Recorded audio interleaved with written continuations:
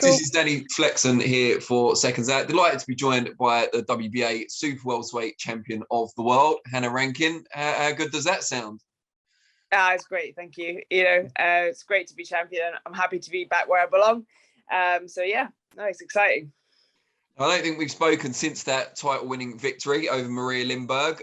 Just reflect on that performance for us, and if you can, put it into words how you felt when you got the decision at the end. I mean, I felt amazing. I was totally overwhelmed, very emotional one for me. It'd been a whole year kind of leading up to fighting, actually. I had like 3 camps back to back, and finally, we got it together in November. So it was good. It was at Tottenham Hotspur Stadium, so a fantastic venue. Really proud to say I've headlined there. I mean, it's amazing inside. So, and also London's sort of my second home. I've been here about 11 years now. So to win my second world title here was, fantastic for me. So very happy. How do you reflect on the performance, and did she bring what you kind of expected? Yeah, she did. I was expecting her. She's always been a come forward, aggressive style fighter. So for this fight, I wanted to box on the back foot. I don't normally do that in fights, and it's something that I've been working on. I think there was a lot of pressure on the night. I didn't perform to my absolute best. I would like to have showcased a little bit more of all the stuff that I've been doing in the gym. But a win is a win, and it was a solid win. And she was walking on to my shots, so I was really pleased with that. So this next fight, I'm looking forward to showing a little bit more in there. Now, there was a plan to go down to welterweight before this opportunity arose. Presumably now you're staying, at least for the time being, at 154. Absolutely. It was in March when I fought in South Africa at welterweight. I was very happy at the weight, and I was very content to be staying there. But then obviously this opportunity came up, and it's a world title shot, so I wasn't going to turn it down. I'll be staying at super welterweight as it foreseen future, as we can see. But if there was an opportunity to go down and fight for those titles, you know me, I'll take it. Now, there's 3 main body world champions at 154 at the moment. Is there, from your point of view, a consensus kind of number 1 out of the 3 of you? Well, I feel like Decair's had the most experience and the most fights, so she was the IBF champion for a long time before she lost it to Carissa. I'd love to have a fight with her at some point. She's had it for a long time, and now she's got it back, and I think she's content being back as the IBF world champion. And then obviously Patricia Bergault's got the WBC. Now we have a little bit of beef going on there, so that is absolutely a fight that I would love to have again and put all that to bed, to be honest. So she's WBC champion. Obviously, we've got Natasha Jonas and Chris Namus now fighting for this WBO vacant title. Myself and Decair will sit at the top there, and then there's Bergault as well. So yeah, that's kind of how I see it. And you mentioned Bergault there. Obviously, you dropped that contentious, close decision to her 2 years ago. It's something that you've talked about a few times in the past. Is that the one you desire more than any of the others at 154 because it's got the revenge angle as well as being a unification? Absolutely. I think it's a fight that obviously I've been calling for the rematch. I've been calling for it. No response. And she's the full champion now. She was the WBC interim for a bit, and now she's the full champion. So she's got one of the belts that I want, and it's definitely got the revenge angle that I like about it. So it'll be a fight that I think fans would really like to see, because there'll be a good bit of needle in that one. There does seem to be a trend, certainly in the last year or so, towards making undisputed champions, particularly in the female side of the sport. How encouraging is that? It's fantastic to see that happening. It's great to see promoters getting behind the women and allowing them that opportunity, because we still have to pay the same sort of sanctioning fees and everything, but we're not getting quite paid the same yet. But the fact that promoters are now putting a hand in the pocket to pay for these sanctioning fees and for the opportunity for us to have all those belts on the line for a fight, that's amazing to see that. So more of that, please.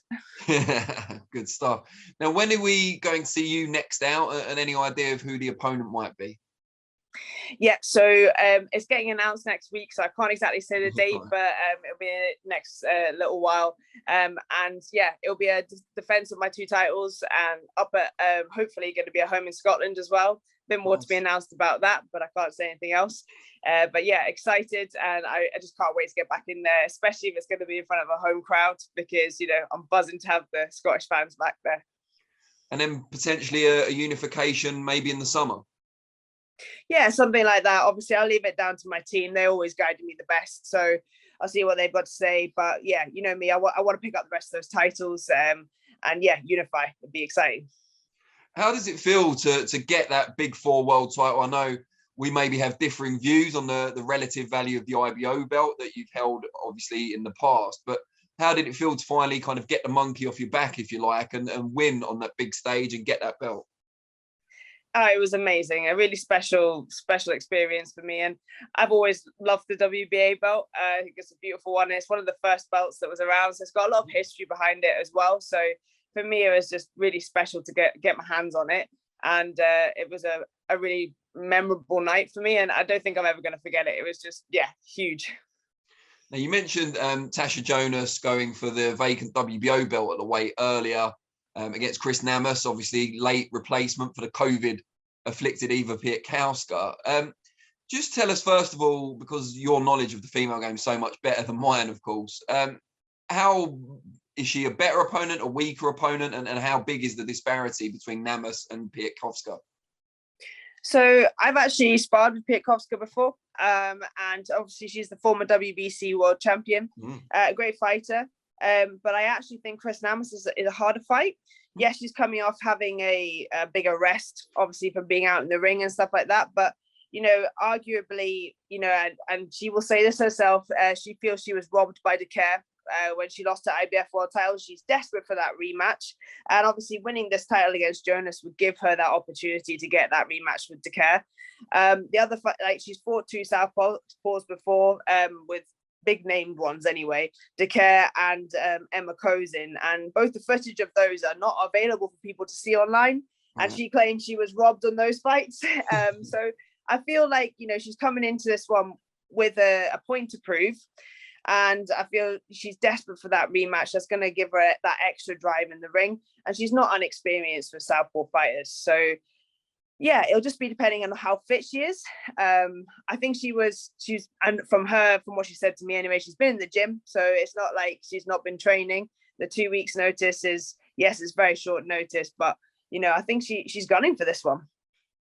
Now, I have to ask, because there's been a few rumours going around that there was talk perhaps of you defending your title on this show against TASHA.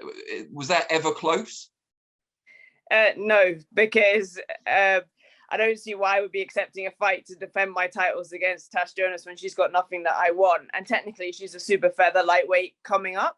So for me, I was like, well, that's not a fight I want, not a fight that, is interesting to me. Obviously, if she wins this title, then that fight becomes interesting to me because I want that belt.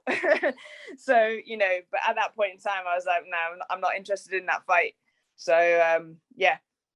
What do you make of that, her jump up in weight? I mean, it's a huge jump. Is it just kind of where the opportunity is, or is it a big risk as well from a physical standpoint? So I feel like it is quite a big jump. I think everybody out there was really surprised when it was announced she was fighting for super welterweight, because she's never fought even at welterweight. So it was kind of a big surprise, and all of us that have fought around super welter middle were all really surprised to hear that she was coming up to that weight class. Like, I know Clarissa was like, really? Why's she coming up there? She was quite surprised, but it's an opportunity. It's Carissa's vacant title, the WO. The only other option really for TASHA around about the lightweight division would have been the IBO. And of course, like, some people don't recognize that, and some people don't want to see that as, the world title fight. But that's with Estelle Mosley. She's got that title. Right. But then other than that, all the rest of the fights, they're all tied up at the moment. So I think it's just been the case of they want her to fight for a world title and have the opportunity to become world champion. And to do this, they've had to go well out the weight class, which I was really surprised about. They probably wanted a world title fight for that show as well, because it's the only one, isn't it? Yeah, actually, that's true. But yeah, I think obviously for TASHA being on that show makes perfect sense. It's easy for people to get there, all of her supporters and fans and everything. And, it's great to say you're fighting for a world title and having that opportunity and things. So, I'm looking forward to seeing how this one goes, because obviously I know Chris quite well. We were in camp with Cecilia Brackhouse together. So I'm looking forward to seeing how it all works out. Are you kind of rooting, even though you're friendly with Namus, are you kind of rooting for Jonas, because you against Jonas is a bigger fight in the UK than you against Namus? Absolutely. I mean, it's great. Scotland v England. Who doesn't want that? That's always going to be a barn burner. So yeah, I'm obviously rooting for both girls to do well, and I'll be interested to see how it plays out, because for me, it's like, somebody coming into my division going to have a title. So I want to see what they're doing, what they're up to, and then hopefully we can get it on. And then for you, of course, you can't tell us who you're going to be fighting, but presumably you're full of confidence going into what will be your first defense. Absolutely, yeah, I'm really excited about it, and I'm really looking forward to putting on a performance for my fans at home. I think it's going to be a real chance to showcase some new skills that I've been working on, and yeah, this next opponent's going to give me that chance to really put on a show for them all. So yeah, I'm looking forward to it. This link up with Dennis Hobson and Fight Zone, it's kind of worked out pretty well for you so far. Absolutely. I mean, you can't complain about a team that got you a world title shot in your first fight with them. Yeah. So that's pretty much. And potentially a homecoming defense as well. Absolutely. They've been great for me. The platform Fight Zone is fantastic. It's at the moment, it's currently free for people to sign up, so you can tune in and watch fights, and there's fights every weekend. And I think it gives young fighters, especially who are just starting out their career, a nice platform for people to watch them and see them grow. So I'm a big fan of it, and obviously get a chance to do some commentary with them. So for me, that's really interesting. And I think they're doing exciting things and really bringing British boxing to the fore, which is nice. Are you still managing to keep up with your musical pursuits at the same time? Obviously, you've had a little bit of time off. Yeah, no. So my quintet is still busy. They're active at the moment.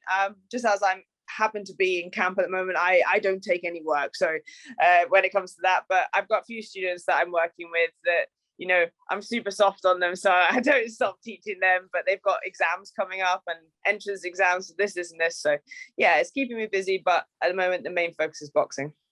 Do your students kind of realize what you do in your other career? Yeah, they do. And it's really funny. Some of them, I've heard them at school like, oh yeah, my teacher, she's a world champion, and this sort of stuff. They're like, what do you mean? They're like, world champion as a boxer. And I was like, yeah, you feel kind of proud. And also they're just like, yeah, my teacher's cooler than yours. Have you ever met any other boxers, either sparring or in camps or anything, who play an instrument?